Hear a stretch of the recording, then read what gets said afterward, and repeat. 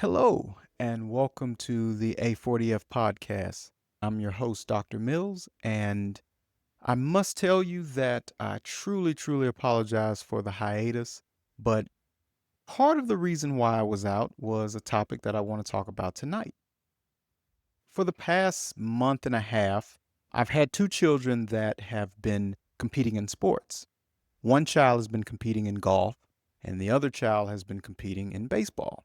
So it's been a pretty fun and exciting adventure noticing both of the practices and the tournaments and the particular games that each child have had, along with the clients that I'm still training. I've noticed something about competition, and that's the subject for tonight. That word competition. Do we truly understand what it means to compete? And the reason I say that is because I've noticed some things while I was watching my children go through their respective sports. I noticed that from time to time, my own children and the individuals, their teammates, and even the competitors that they play and face, they all have from time to time a poor mindset. And in the beginning, as they're warming up, as they're getting ready, it is amazing to see the type of mindset that they're in. They start the game or they start the match and they automatically think, I'm not going to be able to do this. I'm not going to be able to be successful. And it's perplexing to me because I'm wondering, how are you going to have success if you go into a round, go into a game, and you're automatically thinking you're not going to do well? It almost makes me think of that particular concept being a blanket for individuals. They're not confident in their skills and they're not confident in what they can do and being able to make adjustments. So, in order to preface what they're about to do, they just come out of the gate saying, hey, I'm not going to have a good game. I can't do this. Coupled with that poor mindset is constant negative self talk. I can't tell you how many individuals I've talked to when I talk to my own children, especially when I work with my clients. It's just this constant barrage of, I can't do this, or why is this not working? I must be a failure. I don't understand where that particular mentality comes from. Why is that the default? That you yourself must be somehow deficient because the outcome that you're trying to get is not being produced at the moment. It can't be anything else other than you are just a substandard person. It's really amazing. And coupled with that feeling and that constant negative self talk, you also have a true resistance to training and coaching. I can't tell you how many times I have walked up to my children and said, hey, I know you just did that particular play, but you could get a more positive outcome if you do this. And they look at me in such disdain because they feel like I'm criticizing. And I notice that with a lot of other individuals, when you try to offer constructive criticism, they take it as not constructive, just criticism. That you are somehow attacking the person and their character because you're saying that what they did was not correct. And I don't know if it's a lack of humility or just a lack of understanding, but to be corrected is not a bad thing. It actually helps you to become a better person or a better teammate or a better individual in life. Along with that particular resistance to coaching, it plays into their actual skills because they have a true decline in fundamentals. More and more individuals don't get taught what they're supposed to be taught. They don't get taught fundamentals. So when they get into games, They don't know what to do. For instance, one of the plays at one of my child's baseball game was a runner was running the third, and the ball was thrown from the shortstop to the third baseman. Now, the bases aren't loaded. It was only one runner, and the runner's running towards the base, and the individual catches the ball and they step on the third base. And then the runner comes up, slides, tags the base. The umpire yells safe. And the third baseman is just perplexed. I did everything I was supposed to do. Why is this person not out? Well, you don't really understand the fundamentals of the game because you're not supposed to be tagging the base. You're supposed to be tagging the runner. That falls on a level of coaching, and that falls on the level of understanding your fundamentals. So it's no wonder when all those things happen that the fourth thing happens that I've noticed, and that is just an overall shutdown. I haven't seen so many kids just completely have a meltdown because they're not having success with what they're doing. It's something that I and others can work with individuals to understand. Take your emotions out of things. They will deceive you.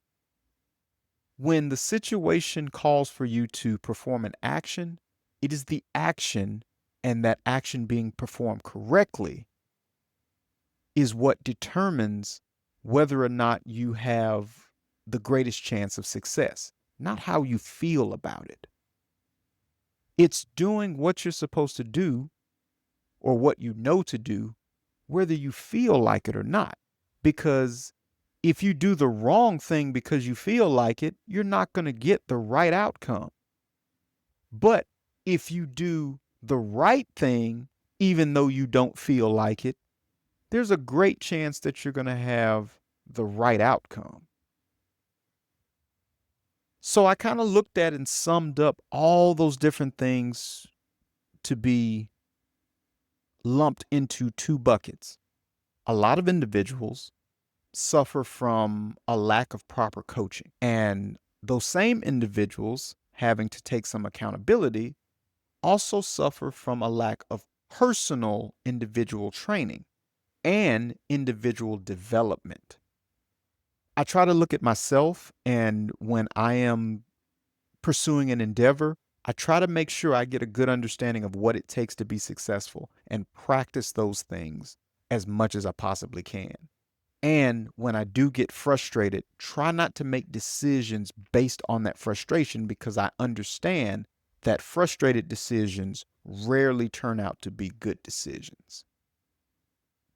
Now, what can you do to understand and truly develop and have a competitive spirit and being able to truly understand what it means to be a competitor?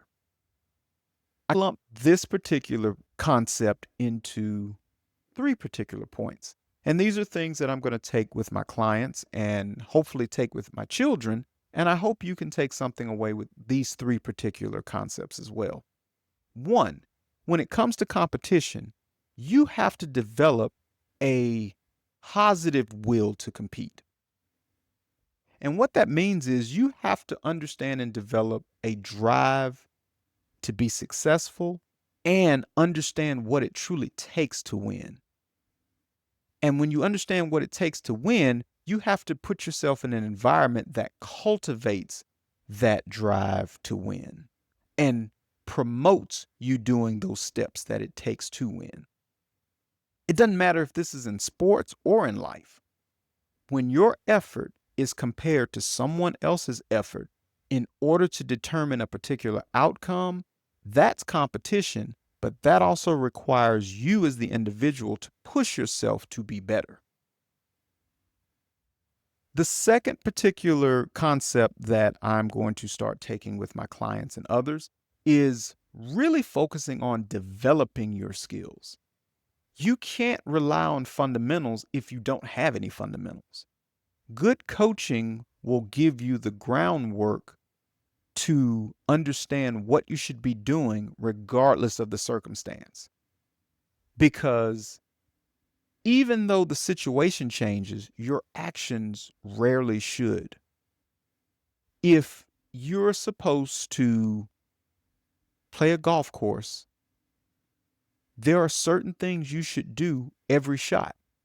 Now, whether your ball goes into the second cut, or your ball goes into a sand trap, or your ball goes into an unfavorable area, those things can happen. But your routine before every shot can be the same. Your swing can be worked on to be as consistent as possible. And if your golf ball is going in a direction that you don't want it to go in, you can get correction as to what you need to do to get the golf ball to go in the direction that you want it to go in.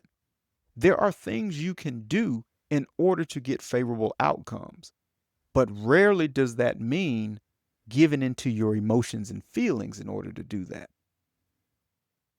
Finally, a concept that we all need to work on is perseverance through adversity. Hard times are going to come. The ball's not always going to bounce your way. There are going to be situations where, despite your best efforts, something's going to happen. But it's not about what just happened. It's about what you're going to do next. That's why you have to take the emotion out of it. Yes, it might have been bad, or it might have been good, but that has no difference. That makes no difference when you are talking about the next shot. You have to do everything you were supposed to do on the last shot on the next shot. It's developing a level of consistency that gives you the greatest chance for a positive outcome. So understanding that's what you need to work on. Taking it one play at a time and taking whatever emotion that's not serving you well out of the picture in order to develop a level of consistency needed in order to get confidence. And with confidence comes better play or better results. So taking those three concepts hopefully gives individuals a better understanding of what it means to truly compete. I hope to take those concepts and start with my children, but before I even do that, really reinforce those concepts with myself when I'm talking about my business, continuously self-educating, learning, understanding what it takes to be successful, understanding what it takes to interact with other individuals. I hope to take these concepts and really try to improve my life, and I hope they help you improve yours as well. So, with that, thank you for joining me for another episode of the A40F podcast. I look forward to talking to you next week.